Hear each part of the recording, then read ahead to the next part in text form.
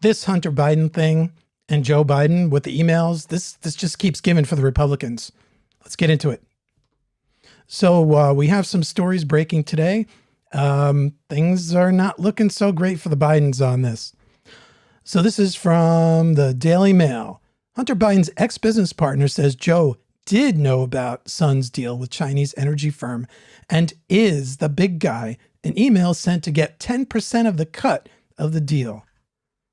A man who described himself as a former business partner of Hunter Biden says he heard him and his father, Joe Biden, discussing his dealings with a mysterious Chinese energy firm in 2017, and that the former vice president was due to receive a share of the profits. So one thing that must be said, obviously in 2017, Joe Biden was no longer in office. But we'll see that this could have been a pattern of Chinese influence on the Bidens. Tony Bobulinski issued a statement on Wednesday saying that he personally witnessed Biden discuss business deals with his son, Hunter, contradicting claims by the former vice president. Let me say that again. Tony Bobulinski issued a statement on Wednesday saying that he personally witnessed Biden discuss business deals with his son, Hunter, contradicting claims by the former vice president. I've seen Vice President Biden saying he never talked to Hunter about his business. I've seen firsthand that that's not true because it wasn't just Hunter's business. They said they were putting the Biden family name and its legacy on the line. Well, it looks like that stuff has come to fruition, hasn't it, Joe? Here we are. We have a bunch of emails. We're showing emails, texts. We're going to go through some of that today. Bobulinski claimed that the Chinese were pursuing the deal as a political or influence investment, and that Hunter Biden was using the company as his personal piggy bank by just taking money out of it as soon as it came from the Chinese. He said in a statement that he took steps to prevent that from happening. Bobulinski named the company as xenophobic Holdings. That company was set up secretively in Delaware in 2017, never filed any annual reports, and was canceled by the Delaware regulator on June 2020 for failing to pay its tax assessment to the state. Nobody is named on the company documents. Bobulinski said also in his statement that he was one of the recipients of the email from one of Hunter Biden's business partners, which involved a deal with a Chinese energy firm in May 2017, which promised a 10% cut for a person known as the big guy. Bobulinski claimed in his statement that the big guy is Joe Biden. So here's that email that we saw the other day where there's a cut of the money coming in where there's 20% to Hunter, 20% to RW, 20% to JG, 20% to TB, 10% to Jim, and 10% held by H for the big guy. The May 13th, 2017 email sent to Hunter Biden by James Gilliar, who worked at the consulting firm J2CR, has been authenticated by others, including on the chain, according to Fox News. Fox News and the New York Post, both of which are owned by Trump ally Rupert Murdoch, also claim that sources have confirmed Joe Biden was the big guy. Listed among the 6 people who would receive the payments, the payees were only identified with the initials and nicknames, with a note stating that the big guy would get his payment through H. H is his son Hunter, sources told Fox, who would receive the 20%. Titled Expectations, it detailed remuneration packages for 6 people in a business venture. Hunter was identified as the chair/vice chair, depending on agreement with CEFC, an apparent reference to the now bankrupt Shanghai conglomerate China Energy Company. His pay was $850, and the correspondence also noted how he has some office expectations. He will elaborate. The email also outlined a provisional agreement where 80% of the equity would be shared equally among 4 people whose initials appeared to relate to Hunter and the 3 other recipients. The sender of the email, Gilliar, said, I am happy to raise any detail with Zhang if there is shortfalls. The email divides the equity into 20H, meaning 20% Hunter. Yep, this is what we were just talking about. The remaining 20% was split with 10% going to Jim, who was otherwise unnamed, and then 10 held by H for the big guy. Now, I saw today that Jim is Jim Biden. So that's where we're at, folks. This was a big money from China to the Biden's scheme. The emails were sent when Biden was no longer vice president and Trump was in office. Biden has previously scoffed at Trump's anti-Beijing rhetoric and reassured voters that China doesn't pose a significant threat. Now, this here is the big problem. So now some of the details have emerged. I'm not sure if it's from this Babinski guy, but here's Mike Emanuel. So this is text messages. People complain, look, it's on a BlackBerry. Who used a BlackBerry in 2017? I don't know. Maybe they thought it was more secure. I can tell you my time in the government, we used a lot of BlackBerries. We saw them as a more secure platform. You got me. All right. May 20th, 2017, text exchange obtained by Fox News. Tony Bobulinski is warned by business partner James Gilliar, don't mention Joe Biden being involved. It's only when you are face to face. I know you know, but they are paranoid, which I am told is a reference to Joe Biden. So this is from Gilliar. Okay, so here's a text. Ask if they have recommendation, or I would do it short term if needed.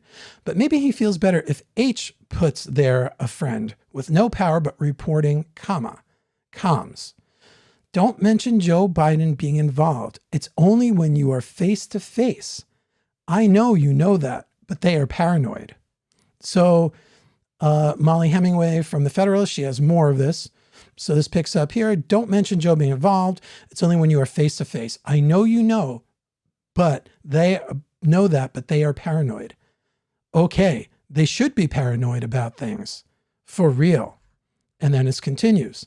You need to stress to H, who is Hunter, he does not want to be the reason or factor that blows up his dad's campaign. Things need to be done right and protective of that fact. I pinged H and just said, I saw he called last night. When does he want to connect? Meaning taking the position with director and chairman. I mean, folks, this is naming Joe Biden. So this guy who is one of the guys in the company, he's got him. He's got the text.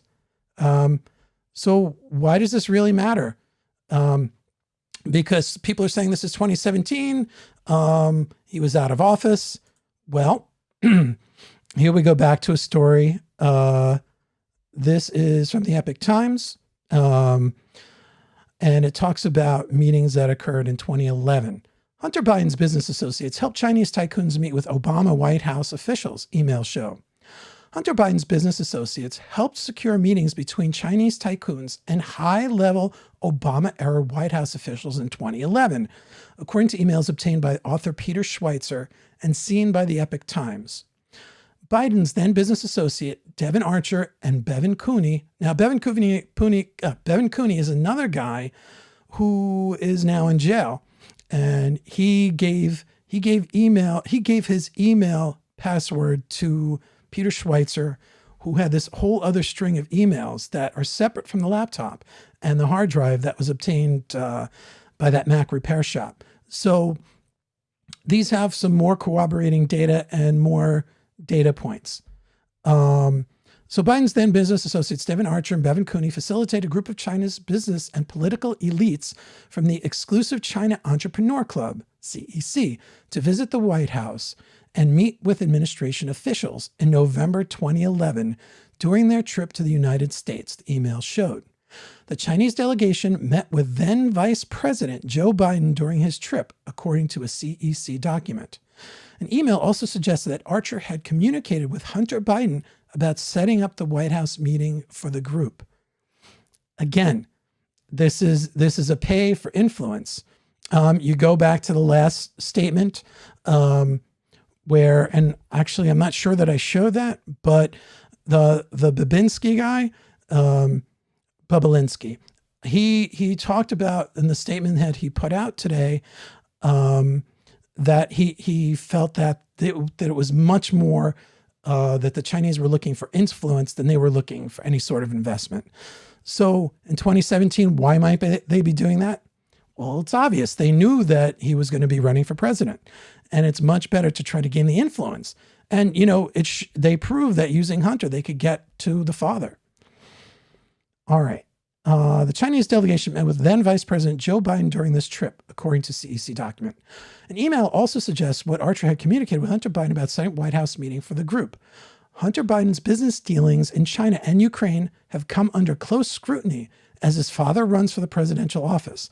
The younger Biden recently also attracted scrutiny for his alleged business deals with Chinese executives at an oil conglomerate that has ties to the Chinese military, as detailed in emails obtained by the New York Post and a Senate report. Cooney is serving a prison sentence for his role in a 2016 scheme to defraud an American Indian tribe. He authorized Schweitzer, author of the 2018 book Secret Empires, to access his email account and publication of the emails, the outlet stated. Schweitzer first published the findings from these emails in a Breitbart report. These emails are separate from the tranche obtained by the New York Post. So, another really interesting part about this is that you see Epoch Times, which people don't have trust. They say, oh, it's a right-wing rag. New York Post, right-wing rag. And yet, if you were to go look up New York Times today, there is nothing. There is nothing on this. I personally think that that's disgusting. There was something came out from NPR today saying that, the reason we're not covering it is there's no story here. What? How is there no story? That's insane. This stuff is damning. So, you go back to why does this stuff matter? Well, there's a reason this stuff matters. This has to do with influence. So let's go to earlier in this election cycle. Biden's comments downplaying China threat to U.S. fire up polls on both sides. That's right. This is from NBC News, who's covering up the other stuff, right? China is going to eat our lunch. Come on, man. The former vice president said in Iowa, drawing the ire of lawmakers like Bernie Sanders and Mitt Romney. Yeah, those guys. So why? It appears to me, I would say I'm alleging that because Joe Biden has been influenced by the Chinese, and by the Chinese, let's make clear, I mean the Chinese Communist Party, not the Chinese people, because we understand the distinction here, that this is an influence campaign. And this is how it came out. He defends China. Democrat presidential candidate Joe Biden said Wednesday night that China was not competition for the United States, prompting blowback from prominent members of both political parties. At an event in Iowa City, Biden was explaining why he believes concerns that China could eventually surpass the United States as a world superpower and economic force are overstated. China is going to eat our lunch. Come on, man, the former vice president said. I mean, they're not bad folks, but guess what? They're not competition for us, he added. Are you out of your freaking mind? The Chinese have something, let me be more specific. The Chinese Communist Party has something called the 100-year marathon. So, as many people know, the Chinese Revolution, where the communists took over under Chairman Mao, was 1949. So, by 2049, they want to become the predominant power of the world. So what we're seeing, the dominance of China, is they are slowly and methodically working their way to that dominance. COVID is a very interesting part of this because I will not get into conspiracy with COVID if it was in a lab or not. I almost think that's not important, although it is, right? In one sense. But the most significant part is that they let this loose on the world. I mean, that's documented. They were giving out visas, or they were giving visas out. Leave, get out, go back home, bring this with you. Now, some people believe, like a Gordon Chang's of the world, that was an attack. They believe this was a deliberate attack on the world. Now, I think that was China saying, or the CCP, if everyone else gets it, that's going to minimize the impact that we're going to have economically. So everyone's going to feel the pain. We're also seeing that while the rest of the world is suffering with the virus, they're doing lockdowns, they're hurting their own economies, that China is surging. So this is where we're at. It could very well be seen as a strategy that they did. where else do we see influence? And something else that Joe Biden said, Trump's coronavirus response has been nakedly xenophobic. Now, this is the thing we hear Trump say all the time. He said it was xenophobic. Former Vice President Joe Biden on Monday accused President Trump of fanning the flames of hate, fear, and xenophobia against Asian Americans during the coronavirus outbreak. And by the way, this is dated May 18th, 2020. Speaking virtually to the Asian American and Pacific Islanders Victory Fund, Biden said the president had been slow to respond to the pandemic and that he had only offered the public denials, delays, distractions, many of which were nakedly xenophobic. The pandemic has unleashed familiar forces of hate, fear, and xenophobia that he always fans the flames that have always existed in the society, Biden said. But this president brought it with him, has brought it with new rash of racial messages, verbal and physical attacks, and other acts of hate, some subtle, some overt, against Asian Americans and Pacific Islanders. So we know this to be somewhat true, that the fact that Trump stopped the travel ban issued the travel ban from China early pandemic, that he was attacked by people as being xenophobic. You had people like Nancy Pelosi saying, let's party in Chinatown. You had the health department official in New York City saying, just go about, enjoy your Chinese New Year.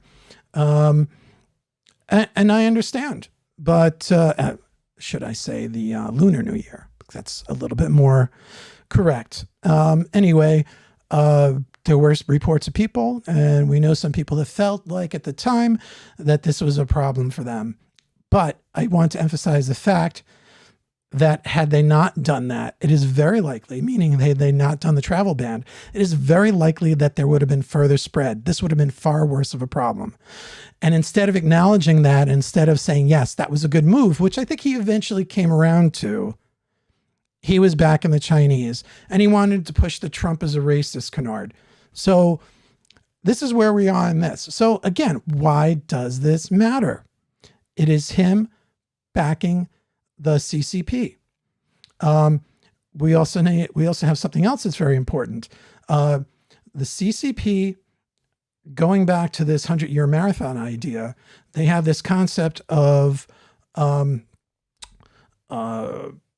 unrestricted warfare. So unrestricted warfare, this is a book that was written by two Chinese colonels in 1999, which described the way that China wants to influence the world and to help gain power, that they realize that in order to gain dominance by 2049, it needs to be an all fronts war. So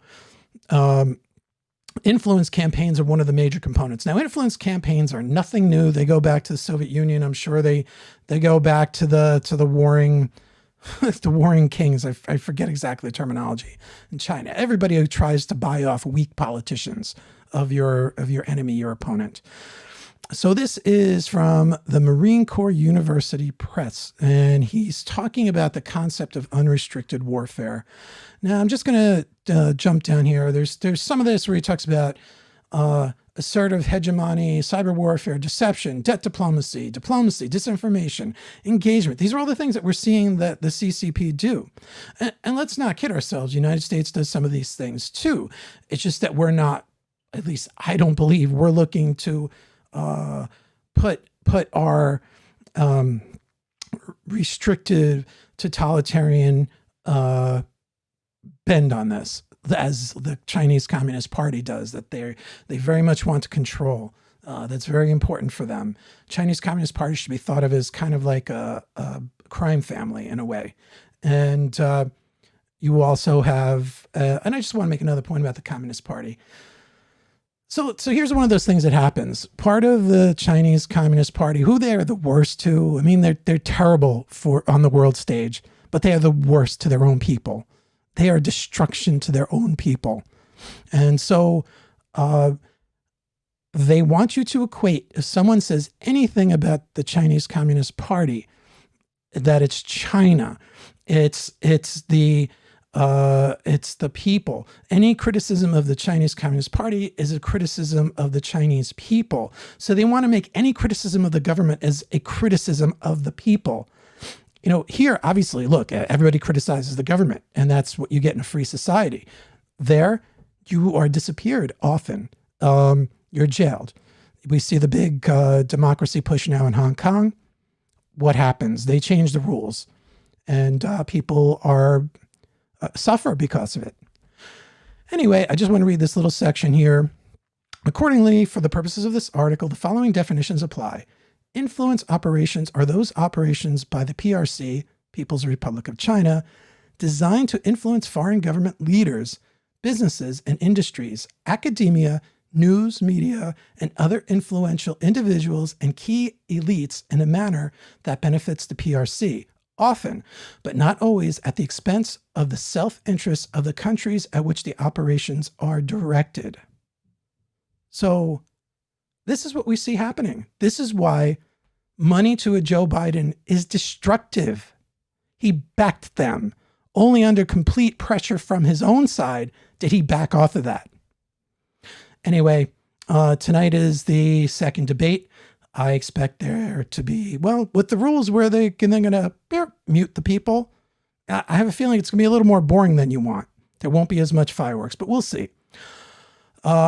Please, as always, if you like this video, hit the like button. Share this video. That's very important for us to grow. And leave us a comment and subscribe to the channel. Thank you very much.